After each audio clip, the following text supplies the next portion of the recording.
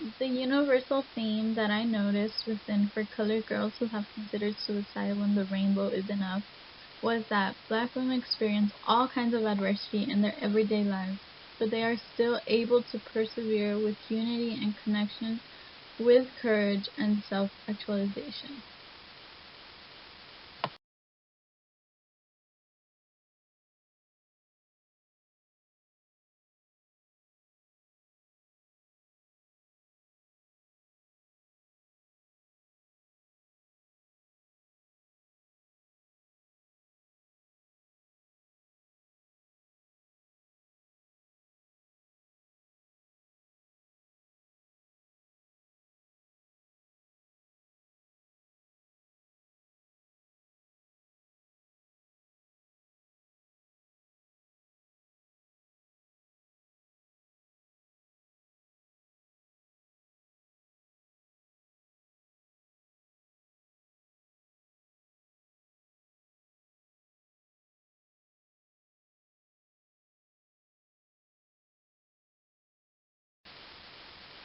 To represent the theme throughout the text, Shangye uses three devices to further help illustrate the universal theme. Two of the three devices that I chose were repetition and visual imagery. Repetition can be noticed within many of the choral poems. For example, in the ones I used, which were positive and sorry.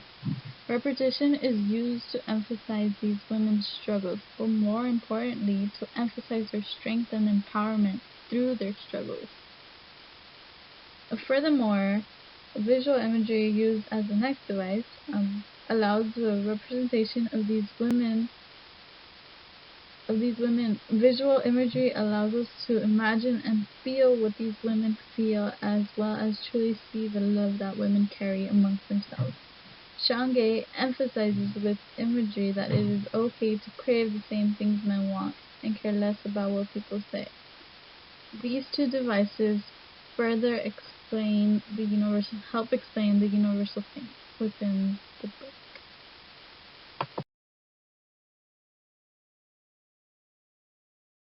Lastly, the third device that I chose was rhythm. Rhythm is very important when defining and describing a woman, because really, what is a colored woman without rhythm? The rhythm can be noticed throughout all the choral poems, and it represents the courage, passion, and self-actualization of these women. Even in bad situations, the rhythm is always there, and it illustrates the strength of these women to look past their pain and accept and love themselves. Overall, these three devices help point out the theme that I have chosen of this text, which is to persevere and always find your true self.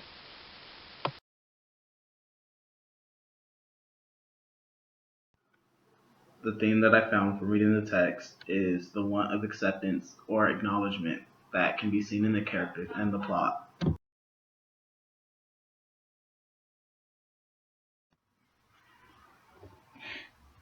The characters that Shange created tied in really well with the theme, for the fact that she makes each one in their personal struggles really diverse, yet at the same time adds transparency to them by not giving them a name.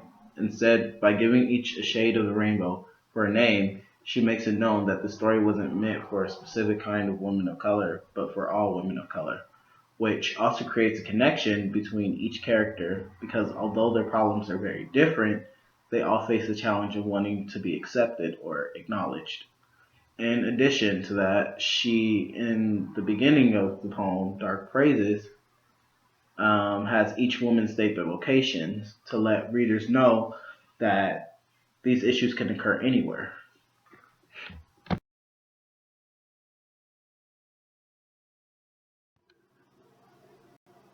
What I found interesting about the plot is that even when a woman is being empowered in her story, she still faces pressures of not being accepted or even acknowledged. Such as with the lady in yellow who wants to lose her virginity. She's happy about it, but at the same time, she feels as though she's different because of her virginity. She even says that she was the only virgin in the crowd. Another example is the lady in orange not wanting any more assistance from the man who called to see her at 3 a.m. on a weekday. Yet this is after she states leaving 7 packages, 40 poems, 2 plants, and 3 handmade cards. she finally realizes that he barely acknowledged her for her existence. Another example can be seen with the Lady in Blue with her chapter, The Abortion Cycle 1, where she described in horrific detail the experience of having an abortion, which she seems the most upset about is that she's going through the experience alone because she was too ashamed to tell anyone. She couldn't have people looking at her pregnant or couldn't have her friends see this, so she bears it alone because of the fear of being socially rejected.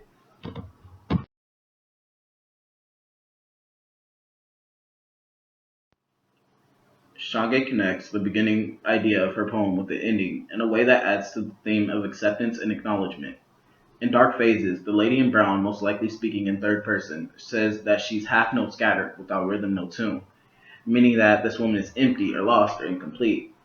Then, as seen in the conclusion, it draws on this when a few of the women say, I was missing something, something so important, something promised, which can referring to the lack of acceptance or acknowledgement these women have had in their lives. However, as to say whether or not this need or want was accomplished internally or whether the women gave each other the acceptance or acknowledgement is completely ambiguous. One could argue that it was a self acceptance due to the fact that these women internalized most of the emotions with their struggles, while another interpretation can be that they found it in each other, because, as stated, being a woman of color is a metaphysical experience, one that may only be understood by another woman of color. Either way, these women gaining acceptance or acknowledgement is still seen here.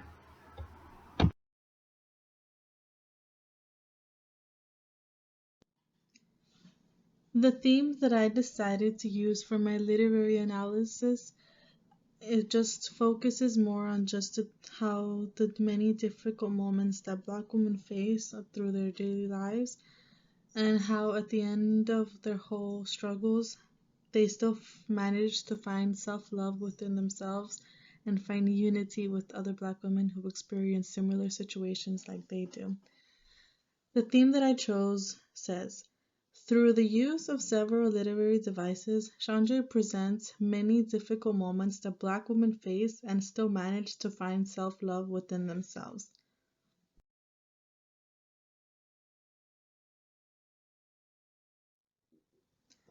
One type of literary device that the author uses throughout the text is repetition. Repetition is used to illustrate self-actualization from different difficulties Black women experience.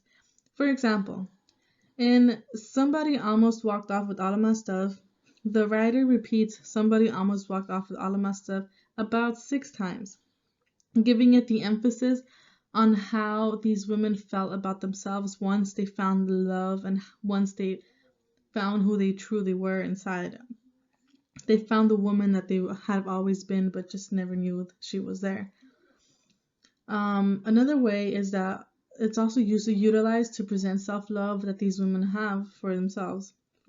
For instance, in No More Love Poems number 4, the writer repeats "My love is too" about 6 times as well, giving also the emphasis on how these women found out in themselves that they are worth so much and that they should love themselves more before anyone else, and that it's just they have to know the value that they have and the value of their love, and that they shouldn't just give it away to someone they think is right.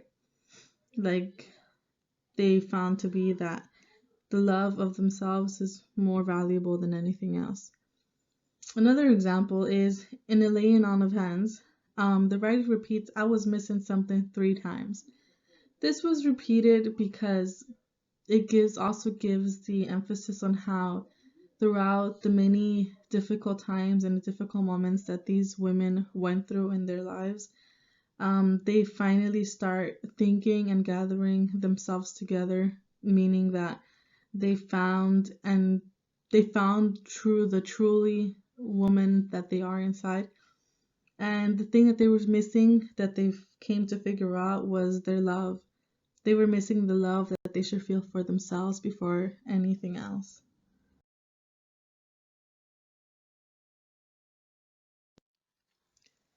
Another literary device that the writer uses in her text is the use of similes. Similes are used to describe the different difficult moments these women went through by comparing their reality with something sweet. For example, in I'm a Poet Who, the comparison is made between a mango and a woman's body. The author writes, "Our whole body wrapped like a ripe mango." This gives it the emphasis on how the body of a woman is as sweet as a mango, well, actually, as a ripe mango, meaning that it's so hard for them to even find to be wanted by other people, for example, men. Another example is in abortion, the comparison is made between the bones of an unborn fetus with a soft ice cream cone. Sanjay writes, "Get off of me, all of this blood. Bones shatter like soft ice cream cones." This gives it a very deep meaning by comparing these two things because ice cream cones are something sweet and something good, but then she is being compared to the unborn fetus, the bones of the unborn fetus, while she is doing abortion. Abortion is one of the difficult moments that one of these women went through, and at the end of the day, she found unity with other women who actually can relate to her, and they just became united and and just talked about and realized how much love they have for themselves.